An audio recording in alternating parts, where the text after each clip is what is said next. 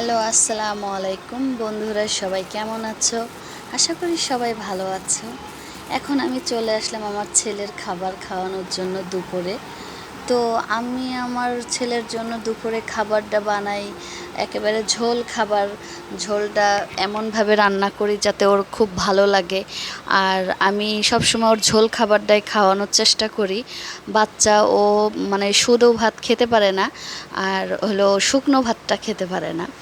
আর হলো আমাদের ভাতটা আলাদা রান্না করি। ভাত মানে আমরা যদি আজকে খিচুড়ি রান্না করছি, তো আজকে খিচুড়ি রান্না করছি, ওর জন্য আলাদা ভাত রান্না করছি এবং লাউ দিয়ে, পুঁই শাক দিয়ে এবং ডাল রান্না করছি।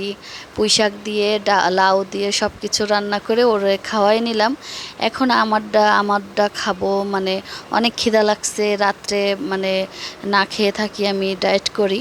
আর সকালে উঠলে অনেক খিদা লাগে, তো ভাবলাম বৃষ্টি আসতেছে, অনেক অনেক বৃষ্টি আসতেছে আজকে। এত সুন্দর ওয়েদার, তার বলার কথা না। তো ভাবলাম আজকে আমরা খিচুড়ি রান্না করি। তো আজকে খিচুড়ি রান্না করতেছি। তো আজকে দেখেন, আজকের আকাশটা অনেক সুন্দর এবং বৃষ্টি আসছে সকাল থেকে। আজকে অনেক বৃষ্টি, এই 9টার থেকে ভোরবেলার থেকে স্টার্ট হয়েছে বৃষ্টি পড়া। তো আমার ছেলের জন্য খাবারটা মানে একটু গরম করে রাখলাম, আর আমারটা এখন খাওয়া শুরু করে দিয়েছি এখন। আর আমার ছেলে দেখো পেঁয়াজটা দেখতেছে যে কি এই জিনিসটা।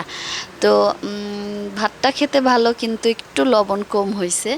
আর লবণ কম হওয়াতে সমস্যা নেই। আলু ভর্তাতে লবণ দিছি, তো আলু ভর্তার সাথে মিলাই খেলে অনেক ভালো লাগবে এবং ভালোও লাগতেছে খেতে। আর দেখেন সাথে আমার কি আছে, সাথে আমি আমের একটা সস বানিয়েছি, যে সস না মানে আম মাখিয়েছি, যে একটু আচার ঠাচার হলে ভালো লাগে মানে খিচুড়ির সাথে খেলে। তো ভাবলাম আচার নাই, কি করব, আমি তো আর আচার বানাইতে পারি না। আমের আচার আমি ঠিক মতন বানাইতে পারি না, ঠিক মতন মানে আমি পারিই না। তো এর জন্য আমি ওইটা বানাইছি, যে একটু মানে খিচুড়িটা খাবো আর সাথে ওইটাও একটু খাবো, তাহলে রুচিটা বাড়বে। আর আমার আজকে অনেক ভালো লাগতেছে, খিচুড়িটা ঝরঝরা হয়েছে, খেয়ে অনেক মজা লাগলো। তো এই যে এখানে 2টা শুকনো ঝাল নিয়েছি। শুকনো ঝালটা খেতে মানে একটু ঝাল, তারপরেও খিচুড়ির সাথে ভালো লাগছে, খারাপ না, অনেক ভালো। আর পেঁয়াজ আমার খুব প্রিয়। আমি পোলাও ভাত বা খিচুড়ির সাথে আমি পেঁয়াজ ছাড়া খাইতে পারি না। আর সাথে শসা আছে এবং লেবু আছে ওই পাশে, লেবুটা আমি মানে, আর আরেকটা কথা হচ্ছে, লেবু আমি মানে ভাতে চিপড়ায় খেতে পারি না, আমি একেবারে লেবুটা মুখে চিপড়ায় মানে দাঁত দিয়ে চাবায়ে তারপরে আমি খাই। আর দেখো আমার ছেলে কি করতেছে, আমার ছেলে মানে আমার খাওয়া দেখতেছে, মনে করতেছে আমার মা একটু আগে তো আমার দুপুরে খাওয়াইলো, এখন আমার মা খেতে খেতে যেন আমার মুখে আবার যেন না দিয়ে দেয়। তো এই ভয়ে ও পালিয়ে বেড়াচ্ছে।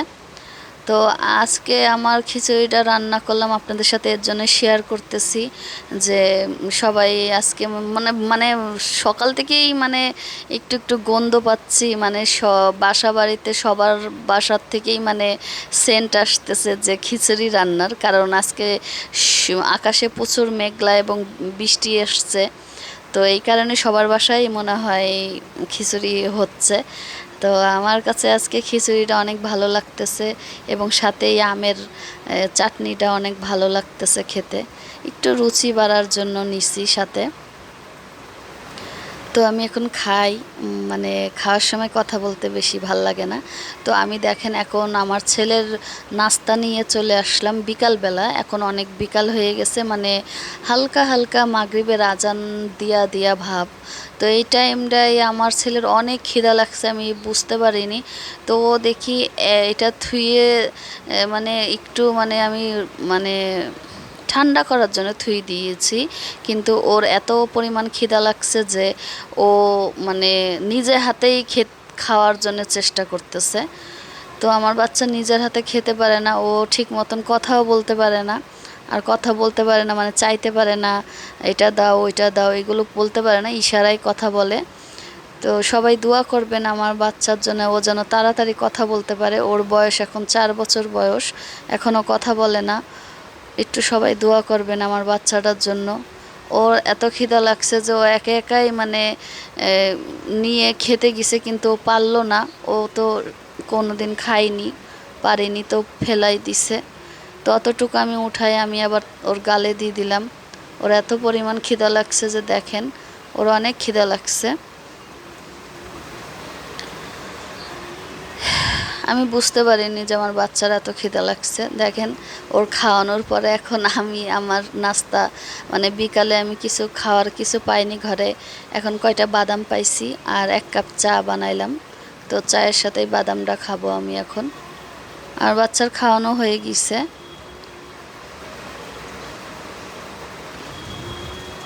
এখন ও চা দেখে খুব খুশি হয়েছে। আর আমি যেই কয়বারই চা বানায়ে খাই, সে সেই কয়বারই মানে আমার কাছে কাছে এসে চা খাওয়ার জন্য চেষ্টা করে। ওর খুব চা দেখতে খুব পছন্দ। ওর চাটা দেখলে দৌড়ায় এসে কাছে বসে থাকে। আর ও চা খেতে ভালোবাসে। তো আমি ওর আঙ্গুলে আঙ্গুলে করে করে আমি চা খাওয়ানোর চেষ্টা করি। ও আঙ্গুলে করে চা খায়, কিন্তু কাপে চুমুক দিয়ে চা খেতে পারে না। ও বলতে পারে না, কিন্তু ও ইশারায় সব কিছু আমার বুঝাই দেয় যে আমি এটা খাবো, আমি পানি খাবো, বা আমার এটা দাও, এগুলো সব ইশারায় বুঝাই দেয়। তো আমি কয়টা বাদাম নিয়ে নিয়েছি এখানে। আমি অল্প কয়টা বাদাম, বেশি বাদাম খেতে ভাল লাগে না। এই যে দেখেন, ও আমার মানে চা খাওয়ার জন্যও আমার বলতেছে যে আমি চা খাবো, কিন্তু ও তো বলতে পারে না, আমারে বোঝাচ্ছে। এখন দেখেন, ও আমারে বোঝাচ্ছে যে আমার একটু চা দাও, কিন্তু এটা অনেক গরম।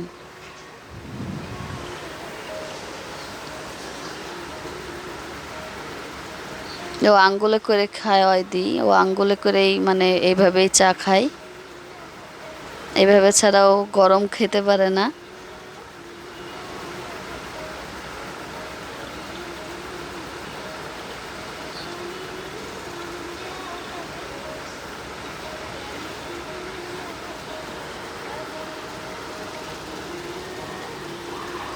ও এখন মোবাইল নিয়ে আসছে এখানে, যে মোবাইলটা থুয়ে তারপরে মানে চা খাচ্ছি আমি, এর জন্য ও চা খাইতেছে।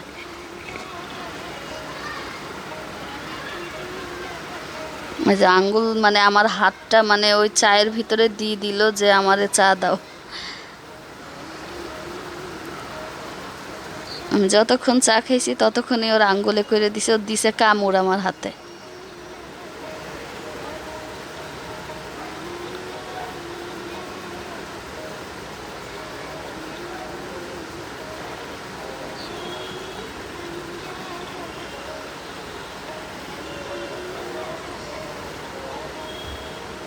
ওই যে চা খাইতেছে, এইভাবেই ওর আঙ্গুলে করে করে দিয়ে আমি চা খাওয়াই।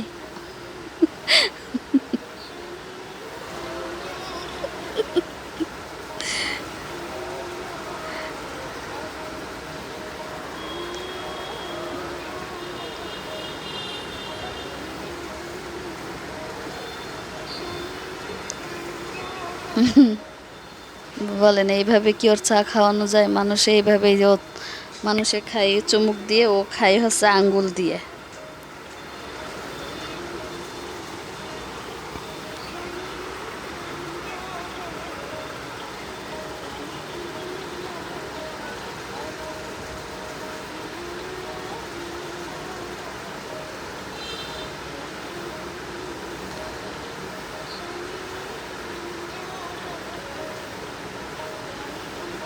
আজকে বাইরে অনেক বৃষ্টি আসছে, এর জন্য মেঘলা মেঘলা হালকা, বিকালে এখনো মেঘ আছে।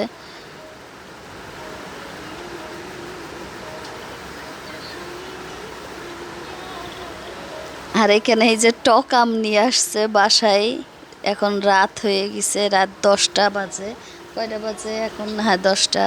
তো কয়টা টক আম নিয়ে আসছে। এই আমগুলো খেয়ে দেখলাম মানে খুবই অবস্থা খারাপ, মানে প্রচুর টক। তো এইগুলো মাখিয়ে মাখা বানাবো।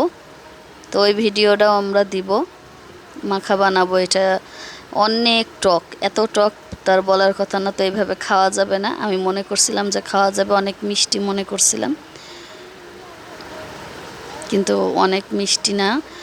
আমার হাজবেন্ড বলতেছে যে এটা খেয়ে দেখো তো যে মিষ্টি আছে নাকি। তো পরবর্তীতে আমগুলো ধুয়ে প্রসেস করে তারপরে নিলাম, কিন্তু আমগুলো খেয়ে দেখলাম মনে হচ্ছে অনেক টক। তো এইগুলো আমরা শুকনো মরিচ ভেজে তারপরে আমরা এটা মাখা মতন বানিয়ে খাবো।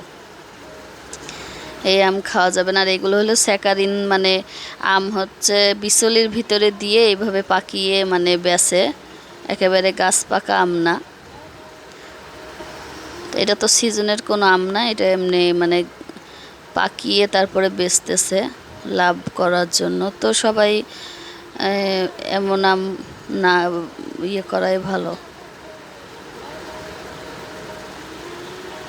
তো সবাই ভালো থাকবেন। আসসালামু আলাইকুম, আল্লাহ হাফেজ।